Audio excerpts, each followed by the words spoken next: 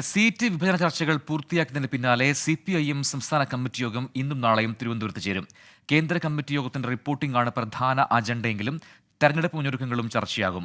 സ്ഥാനാർത്ഥി സാധ്യതകളും തെരഞ്ഞെടുപ്പിൽ സ്വീകരിക്കേണ്ട നയങ്ങളും ചർച്ച ചെയ്യും. CPI സംസ്ഥാന കൗൺസിലും ഇന്ന് തിരുവനന്തപുരത്ത് ചേരുന്നുണ്ട്. ബജറ്റിൽ CPI മന്ത്രിമാരുടെ വകുപ്പുകളെ അവഗണിച്ചതിനെതിരായ വിമർശനങ്ങൾ ഇന്നും യോഗത്തിൽ ഉയർന്നേക്കും. സലീം മാലിക് നൽകും തിരുവനന്തപുരത്ത് നിന്ന് അതിന്റെ വിശദാംശങ്ങൾ. സലീം, തെരഞ്ഞെടുപ്പ് ഒരുക്കങ്ങളിലേക്ക് കടക്കുകയാണ്. പ്രധാനമായും CPIM-ഉം CPI-യും ആരൊക്കെ എവിടെയൊക്കെ മത്സരിക്കണമെന്ന് സംബന്ധിച്ച് ഒരു പ്രാഥമിക ധാരണ പാർട്ടികൾക്കുണ്ടോ? ഒപ്പം ഇന്ന് പ്രധാനമായും ചർച്ചയാവുക എന്തൊക്കെയായിരിക്കും യോഗങ്ങളിൽ?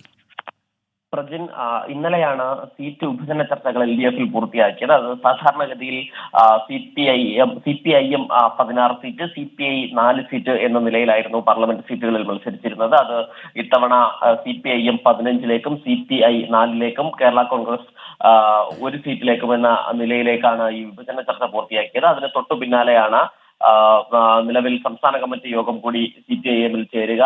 ഇന്നും നാളെയുമായാണ് തിരുവനന്തപുരത്ത് യോഗം ചേരുക. ഇതിന്റെ പ്രധാനപ്പെട്ട അജണ്ട തന്നെ അത് റിപ്പോർട്ട് കേന്ദ്ര കമ്മിറ്റി യോഗത്തിന്റെ റിപ്പോർട്ടിംഗ് ആണ്. പക്ഷേ അതിനപ്പുറത്തേക്ക് തെരഞ്ഞെടുപ്പ് ഒരുക്കങ്ങളാണ് കൂടുതലായി ചർച്ച ചെയ്യാൻ പോകുന്നത്. മാത്രമല്ല സ്ഥാനാർത്ഥി പട്ടിക, ഒരു പ്രാഥമിക സ്ഥാനാർത്ഥി പട്ടിക ഉൾപ്പെടെയുള്ളവ ചർച്ച ചെയ്യും. മാത്രമല്ല ഇത്രയും വേഗത്തിൽ തന്നെ ആ സ്ഥാനാർത്ഥികളെ പ്രഖ്യാപിക്കാൻ ഉൾപ്പെടെയുള്ള കാര്യങ്ങൾ CPIM ആലോചിക്കുന്നുണ്ട്. CPI-യും ആ നിലയിൽ തന്നെയാണ് മുന്നോട്ട് പോകുന്നത്. CPI-യുടെ സംസ്ഥാന കൗൺസിലും ഇന്ന് തിരുവനന്തപുരത്ത് ചേരുന്നുണ്ട്. CPI-യുടെ സംസ്ഥാന കൗൺസിലിലും ഈ 4 സ്ഥാനാർത്ഥികൾ അവർക്ക് ലഭിച്ച സീറ്റുകളിൽ ആരെ നിർത്തും എന്നുള്ള നിലയിലേക്കുള്ള ആലോചനകളിലേക്ക് കടന്നിട്ടുണ്ട്. മാത്രമല്ല CPI-യുടെ സംസ്ഥാന കൗൺസിലിൽ CPM-നെതിരെ വലിയ വിമർശനം ഉയരാനുള്ള സാധ്യതയുണ്ട്. കാരണം ഇന്നലെ തന്നെ വലിയ നിലയിലുള്ള വിമർശനം CPI മന്ത്രിമാരുടെ വകുപ്പുകളെ അവഗണിച്ചതുമായി ബന്ധപ്പെട്ട് ബജറ്റിനെ കുറിച്ച് വലിയ വിമർശനം ഉണ്ടായിരുന്നു. മാത്രമല്ല മുഖ്യമന്ത്രിയുടെ ഉൾപ്പെടെയുള്ള രീതിയിൽ വലിയ വിമർശനം ഉണ്ടായിരുന്നു. ആ നിലയിലുള്ള വിമർശനങ്ങൾ ഉൾപ്പെടെ ഉണ്ടാകും സംസ്ഥാന കൗൺസിലും എന്നാണ് മനസ്സിലാക്കുന്നത്. പ്രജിൻ, സലീം മാലിക്കാണ് വിവരങ്ങൾ നൽകി.